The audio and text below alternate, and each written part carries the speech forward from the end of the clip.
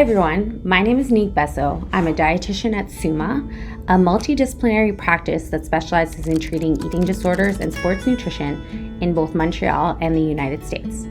Today we're going to talk about the Hunger Fullness Card, and we're going to talk about the different levels of hunger and how we can either describe and check in for ourselves or how we can use this with clients if we're professionals that are practicing in this field. So we're going to start by looking at what does neutral mean, which is kind of between being hungry or being full. So as you are eating and transitioning towards fullness, or as you're digesting and transitioning towards hunger.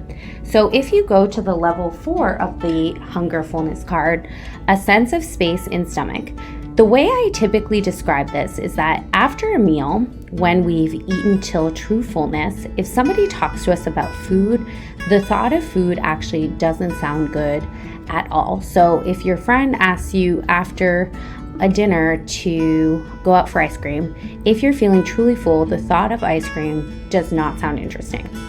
If your friend checks in perhaps an hour after the meal and tells you, would you like to go for ice cream maybe in an hour or so, your mind can consider that maybe ice cream in a short period of time could sound interesting, but right now I wouldn't want it. That is a sense of space in stomach. So your stomach still has food in it. It's not necessarily distended, but the thought of food in the immediate time does not sound interesting. So now let's go to level 3, so hunger. Hunger is actually something that is not necessarily physical. It's actually mental, which can be very difficult for clients who have chronic dieting histories, have eating disorders, because they can't necessarily trust their thoughts of food. So when somebody is hungry, if we go back to the ice cream example, if a friend came up to you and was like, hey, do you want to go for ice cream right now? If you checked in physically, your stomach would no longer be distended. It wouldn't necessarily, though, be empty and cramping or gargling. It would just be, I would say, normal at rest. So there would be space in it for food. And if you thought of eating ice cream, the thought of food actually sounds good in the immediate, so right now. That is what hunger is.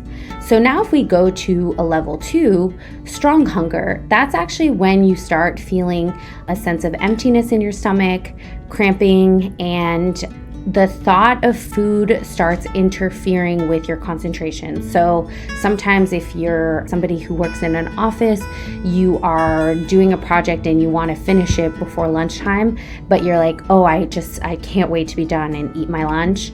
And your stomach is starting to growl and starting to cramp, but that is strong hunger. Then we go to a level 1, so extreme hunger. This is what I would describe as hangry. So your hunger actually interferes with your ability to do most tasks. It's actually impacting your mood, and the need for food is fairly urgent. So a lot of people that I work with actually describe hunger in this way, and that's typically when it feels fairly safe to respond. This is actually extreme hunger.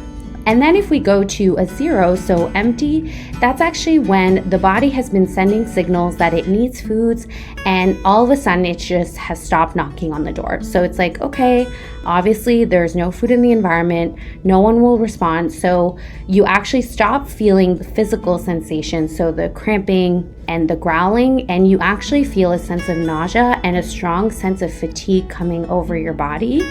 And typically the thought of food doesn't actually sound interesting. So sometimes it can be hard to know what you truly want to eat.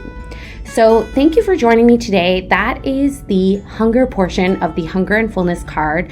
And next time we will look at the fullness and then how we can apply this across the spectrum to get in touch with what our bodies are telling us.